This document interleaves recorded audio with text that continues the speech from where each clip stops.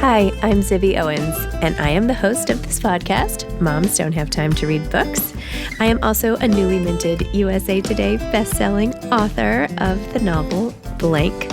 I've created a whole community of book lovers around this podcast, a publishing company, reading retreats, a bookstore, and more. Learn more at zibbymedia.com or follow me on social at Zibby Owens or join the community at Zibby Readers.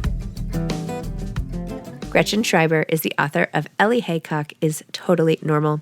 Gretchen grew up between the hills of Kansas and the hospitals of Minnesota, but now calls the hills of Los Angeles home. Well, that is a nice way to say that. Let me just read that again because that's a really pretty bio line that I have not heard before. Gretchen Schreiber grew up between the hills of Kansas and the hospitals of Minnesota, but now calls the hills of Los Angeles home. So that's just a little taste for you of her writing. After getting her MFA from USC Film School, she works as a professional bookworm for Hello Sunshine, Reese Witherspoon's media company. She is always down to run away to Disneyland or a bookstore. Welcome, Gretchen. Thanks so much for coming on Moms Don't Have Time to Read Books to discuss ELLIE HAYCOCK is Totally Normal. Yes. I really enjoyed this book. I really enjoyed the blog from the mom's perspective, how clever that was. The daughter, I was like frantically like, well, what's going to happen with the surgery? Is she going to be okay? Like, I'm like, can I Google how to, and then I'm like, well, maybe she has this. Maybe she has that. Anyway. The number of people who have been like, I was guessing along the lines and trying to figure out what she had. And I was like, surprise. You're not going to know. Yeah, exactly. Spoiler alert. Yep. Okay, so Gretchen, give the elevator pitch here. What is your book about? Yes. So the easiest way to talk about the book is that it's Breakfast Club in a hospital. And the slightly longer, more detailed version of the pitch is that it's about a girl named Ellie who keeps her hospital life and her high school life very separate. And it's what happens when a new illness sends her back to the hospital and a new group of friends and a new love interest helped her to see that combining both lives is not only okay, but also totally normal. Awesome. I love that. And talk about your personal connection to the material and your own stuff. Yes. So one of the weird things in my writing journey that I will often say is that when I'm looking for inspiration, I just go to my own medical file and start rooting around for all the weird things that have happened in my life. And so the sort of medical journey that Ellie is on of having this strange illness and then having surgery and what happens after that surgery is all based on a time in my own life where that was also the sort of ups and downs of mysterious illness. Don't know what's going on. What if we just started, chopping things out of your body? And then what happens if that doesn't work? Mm-hmm. So that's sort of the plot backbone of the book. But also I spent my childhood growing up in and around Ronald McDonald houses. And it was sort of it's not called a Ronald McDonald house in the book. And I don't really ever pitch it that way because I find that most people don't know what a Ronald McDonald house is. And really? I know. Yeah. People just don't know. And I'm like, okay. Well, let's talk about that. But for those who don't know, it's a house that's usually located close to a major medical facility. And much like in the book, it's a place where families can stay for either little cost or no cost, where their children are undergoing medical surgeries, treatments, etc. And so these moments of places where you can find community and connection while going through something that is arguably so singular, but also with a bunch of other people who are also going through something was impactful in my life. And so it was something I never saw in books, especially that talked about kids who were disabled of this weird sort of, I often described it as some kids went to summer camp and I went to the Ronald McDonald house. And so you sort of see these same personalities and they become really, really impactful, super, super fast. And then now, thanks to social media, you can probably keep track of each other way more often. But for me, it was you had these deep emotional connections and you may never see these people ever again, partly because you don't want to know if they live or die, and partly because you go on with your life. And so really wanting to capture those sort of moments of what does that feel like to have somebody who can so intimately understand what you're going through, but also maybe not, as Ellie finds with Brian. Yes. So Yeah. So that's kind of like it. And then, I mean, I should say my mom did not blog about me Okay. growing up, but she did start a 501(c)(3, a nonprofit for families of kids with back rolls when I was a kid. So I sort of grew up around that and watching a lot of moms put everything about their kids online and me going, I don't know if like growing up in internet, the becoming of internet age of, I don't know if I would want all of my surgeries just out there for the world to see and like Google. So that sort of became like a big part of her relationship with her mom. And then my mom actually came up with like the sort of twist of the book, which is that, spoiler alert, her parents are secretly divorced on paper, which is like a real thing people do to get healthcare, which is kind of, it's like, wow, our system, what a system. Oh my So gosh. yeah, so that's kind of the background and inspiration points of the book. Well, I think you did a beautiful job of describing what it's like just on a day-to-day basis, like being a younger person in a hospital and in a home and the interactions. And there was one line you had too where you said something like you can get over the physical pain, but you can't get Mm. over like being left out and having like your regular Yeah. life just move on without you. Like that is something it is really hard to deal with.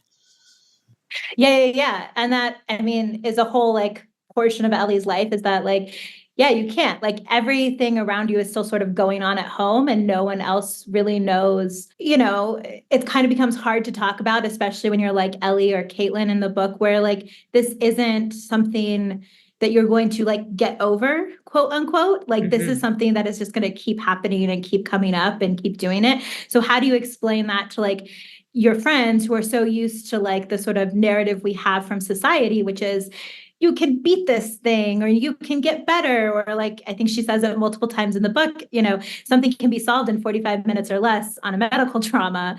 And, talking about it becomes complicated. Mhm. And that's just, yeah.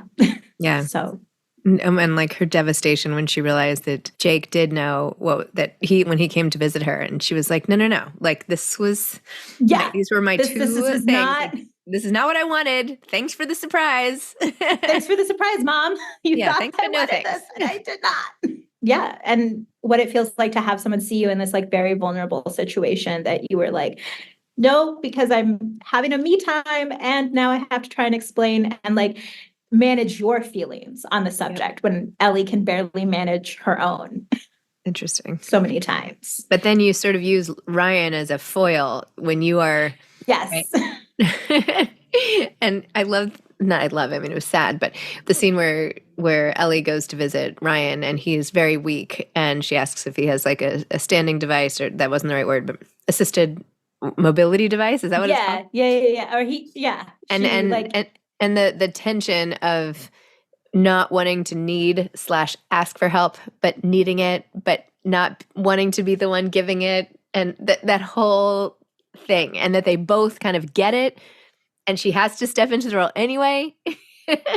right. And she's like, I'm going to do it. And Yep. he may or may not like it. And I'm going to do it anyway. I mean, I think I often describe their like relationship as one of those like Ellie, as much as she wants to prove him wrong, and that like doctors will never have all the answers and like, just keep going. Like, sure, have fun with that. I'll be here. She also knows that at some point he's going to get the news that like devastates him, which he does in the book. And like, what it's going to feel like, because she wants him to not have that Yeah. experience, but she knows that it's coming.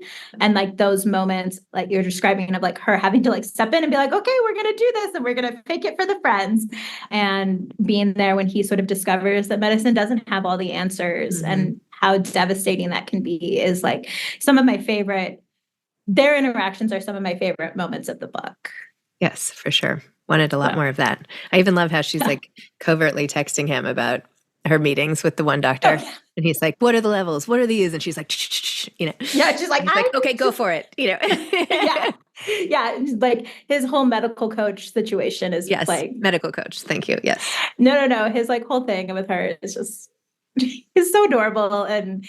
But yeah. And I know I mentioned this at first, but I really feel like this is the first book I've read where the child of a blogger is old enough to write a book, and have that point of view. Because there's, Yeah. the whole mom blog revolution. What is happening with all those kids? How do they feel? And this is like, you know what? I'm not feeling so great about it, Mom. Yeah.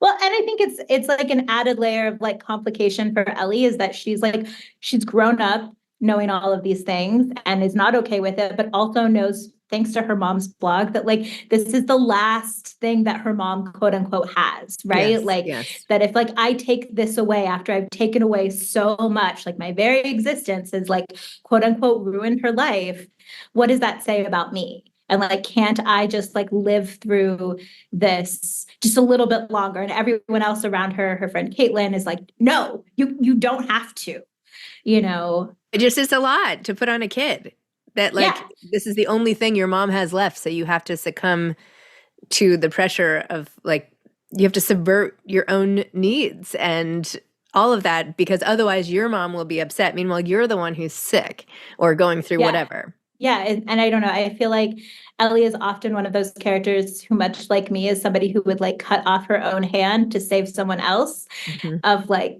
you know, she'll take it and she'll take the hit rather than being like, actually, could you maybe not hit me again? That'd be great. Which I think becomes really hard in like trying to find your own voice, which she does, but it's a long journey. You also have some other characters who come in, and I feel like we're always getting different points of view on how there are good ways of handling this and there are not so good ways or not as productive. So Yeah. there's one interaction with someone in the home when Ellie's like in the worst mood and she's like, someone broke up with my best friend, da da da da. And the person's like, I'm just going to give you chocolate because when you deal with a Yep. breakup, you need chocolate. And I was like, that is so huge because that's just taking the moment and dealing with the thing. Like, we don't have to, like sometimes you just need to deal with the regular things. Yeah. No, Veronica is one of those characters who I think Veronica. she Thank you, learned. Yeah, Veronica. no. I'm sorry. I She have like half a thought and you can fill it in. I can fill it up. It's a team effort here.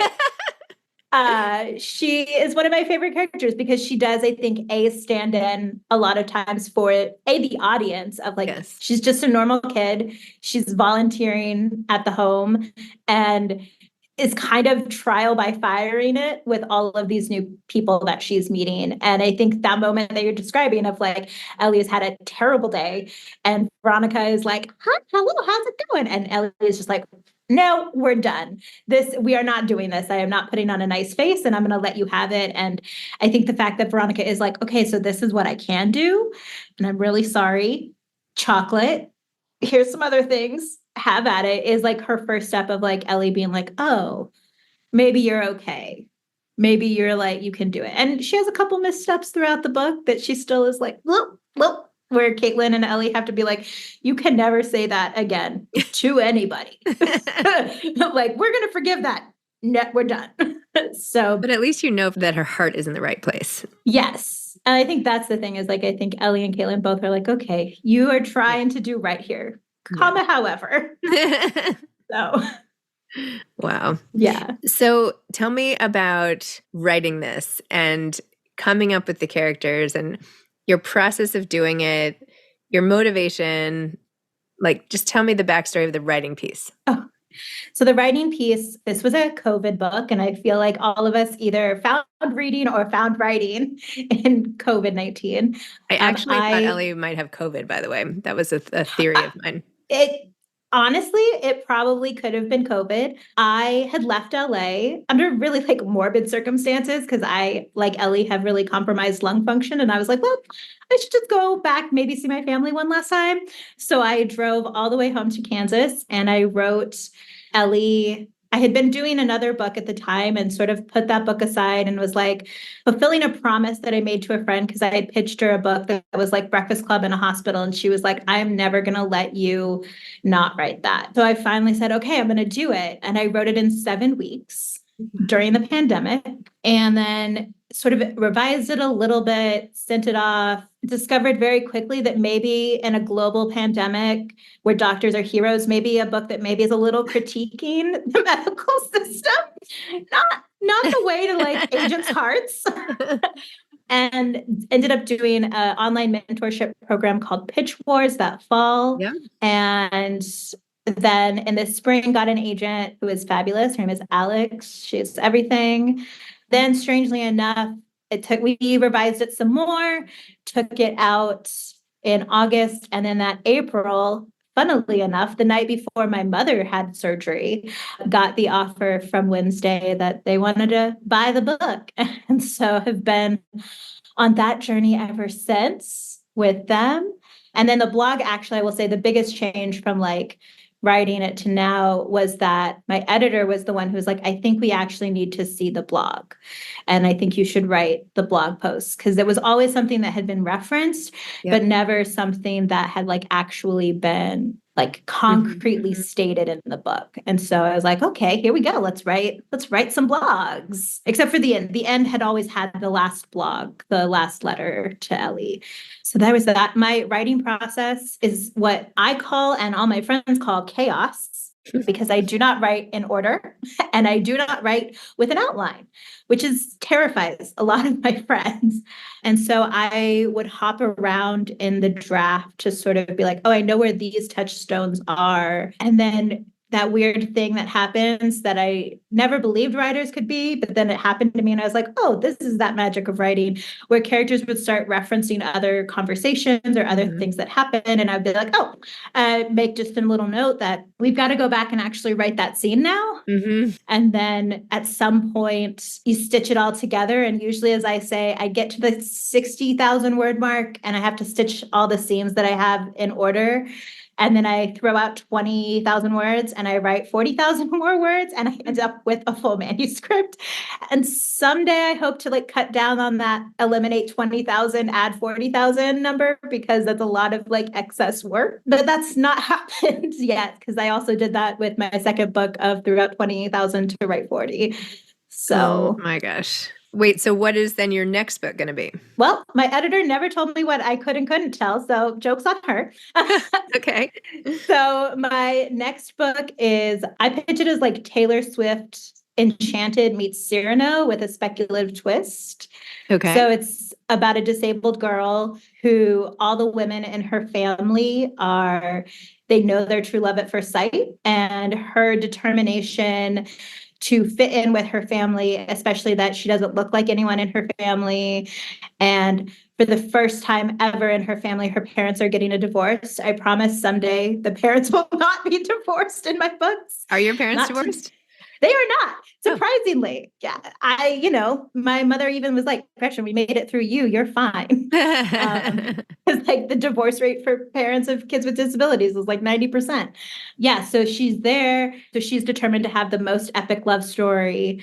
And it's what happens when she finds her person and realizes that she just knows he's her true love.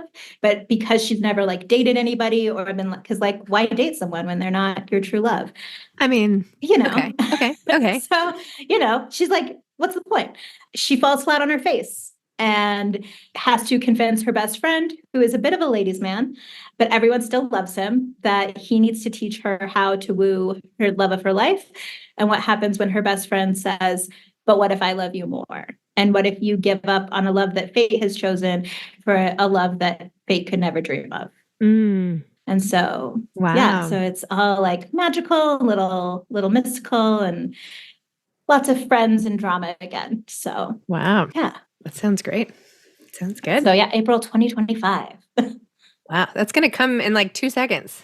I know. It's going to be here in no time. Oh my gosh. I don't even know how it's March. Like it's the middle of March. I know. Time just, it's way too fast. So when I first heard your name, it was affiliated with Reese's Book Club, because didn't you used to get all the pitches for that? I still do. Oh, you still do? Okay. I still do. I have nope. I'm like one of those weird writers with a day job that is also in books. So awesome. Yeah. So how did you end up there, and what has that been like? Yeah. So I came to California originally. I went to grad school for producing for film, television, and new media. and then graduated into that casual graduate without a job thing in a terrible job market. Welcome to the millennial, life cycle. And I started just sort of working in any odd job that I had. I worked at a bookstore. It was like the sort of constant. I ghost wrote romance novels. I input metadata for a studio. And then I also like read scripts for a fellowship. And the thing about freelancing that no one tells you is that it's a young person's game. And about the time that I was 28 and had 7 jobs at one time, Oh I my was gosh. like, I can't, my body is too old. Mm-hmm. And I let all my friends know that I was like, I want a job and a benefit, and that's it. Mm-hmm. Mm-hmm. And so a friend emailed me and was like, hey, Reese is looking for a personal assistant. Would you be interested? And I was like, sure, I'll get the coffee. And, and my, resume did the whole like to a friend, to a friend, to a friend, and over to Reese's people. And they called me in. And in the interview, I mentioned, oh, I read 200 scripts a year and 80 books. And they were like, what? This was at the very beginning of Hello Sunshine. I think I had even like, they were like, we're going to have you go meet with Hello Sunshine. And I even like remember Googling it. And it was like, the only thing that said was like, actress Reese Witherspoon starts production company, and I went in and I was like, oh, you have a book club. That's really cool. Bookstagram, BookTube, all these things. And they were like, we don't know about any of this. So clearly we need you. And they offered me a job and I said, done. Wow. And that was in 2017. And I've been there. I've done different jobs, sort of always doing a lot of the reading and helpful curation. But I've helped with our Audible projects. I've helped with the build out of Reese's Book Club as it's become what it is today. And so, yeah, now I do reading and then I help run Lit Up, which is our writing fellowship that we do for underrepresented women and non-binary storytellers. So, yeah, it's been a wild ride. It'll be 7 years this August, which is I don't know. And yeah, so Wow. So yeah. when you're reading for book club, is it what you like? Is it what you're trying to like, cross off like how do you marry your own tastes with trying to like read, because I'm sure a lot of people do this, right? For publishing houses or other outlets, right? You have to read for the company that you're working for, but you have your own taste as well. How do you marry the two? So I think the bigger part of that is like really understanding that at the end of the day, everything has to be Reese approved. So it's like it's almost like you are trying to like take off the like this is my personal jam and like being able to say this is a good book on its merits alone. This is why Reese will like it. And so it's like a very strange thing if we like set up a lot of like different guidelines, and having done this now for like 7 years, I can kind of be like, oh, I think she'll like this about it. I think she'll like this. You sort of the first couple of years we get a lot of back and forth of no, I don't like that. Try again. And now it's a little less often that we get a try again, but it's not so much my own personal taste. It's recognizing this is a good book. It's a fast read. We love a good read. You're always sort of looking at the end of the day for that book that sort of like sucks you in and like the page falls away and you're just like reading something for enjoyment. But I also will say, like, on the flip side of that, if I don't tend my own reading outside of work, then I really struggle with my day job. So it's like I do have to feed myself and what I like, and then go and like feed the work of like, oh, here we go. And sort of, I don't know if any of that made sense, but it's like sense. You kind of have to have like feet in two corners, but also like weigh everything more toward that. And then I think I'm also just extra hard on things that I over index on. So like fantasy, sci-fi, romance, I'm like, okay, it's got to like, it can't just be, is this just because I love it? Or is it because like it's actually good and she will enjoy it? So. Well, I feel like the last 6 years have seen a shift in the market too towards those types of books. Yes, it's been strange to watch them like sort of, I don't want to say rebrand women's fiction to like book club fiction, but yeah, it's been wild to sort of watch like book club fiction take over the world and be like, oh, right, I've had a hand in like shaping this, which is crazy. Like terrifying and both like amazing. Well, I mean, you too, like, with your podcast, your bookstore and everything, like it's a smaller scale, but yeah, it's coming. So, Yeah. it's definitely, I don't know, it's been weird to watch publishing sort of go back and forth as they try to figure it out. And I'm always fascinated when editors come and be like, I have the perfect Reese's Book Club book for you. And I'm like, lay it on me, because I can guarantee you probably don't. So, but I'm always fascinated when people tell me they think they know what a Reese's Book Club pick is. And I'm like, describe it, go for it. Because I think it's like 7 years. I think it's very clear what a Reese's Book Club book looks like. But, sometimes people get it right. And sometimes people are like, I'm like, nope, try it again. But it was a good book. Yeah. Or maybe they just are hoping. They're just hoping. Yeah. I mean, there's so much hope for it. Yeah. Is there a book that you passed on early that like became a huge hit and you're like, oh, I should have recommended that, or no? There are definitely books that I think became a huge hit, and like something we like talk about like internally is like a confident pass. Like we have our reasons. Yep. We can see that this will become a thing and we know why, but we're okay saying no. So I definitely think back on some of those books where I'm like, yep, we saw that book.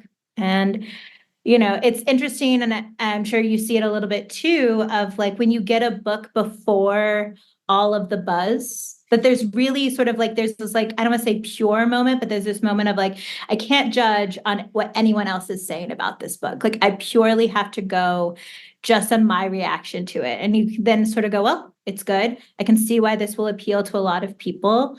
And we can either like pick it up, but does it align with what we want? And does it align with what, Reese will love? And then you have to just trust. Oh, go ahead. No, I was wondering how many books you think you read in a given week or month or. Oh my gosh, this is always the question. I read anywhere from 3 to 4 books in full a week. And if I'm not looking at fulls, I will read anywhere from like 7 to 10 partials a week. And that can be anywhere from like 5% to like 25%, which I'm sure is like making authors everywhere go, oh. And also as an author makes me go, and I used to not be understanding of why agents only needed 5 pages from you. And now I'm like, oh, nope. I understand now. I learned that quickly too. Yeah. You're like, oh, yeah. Yeah, get it. Oh my gosh. Well, Gretchen, oh my gosh. Congratulations. ELLIE HAYCOCK will stay with me. I feel like I am on the lookout for her and Ryan and her mom and all the characters. So congratulations. Thank you so much. Okay. Thanks for listening to Moms Don't Have Time to Read Books. If you love it, please leave a review and follow us on social at Zibby Owens and at Zibby Readers.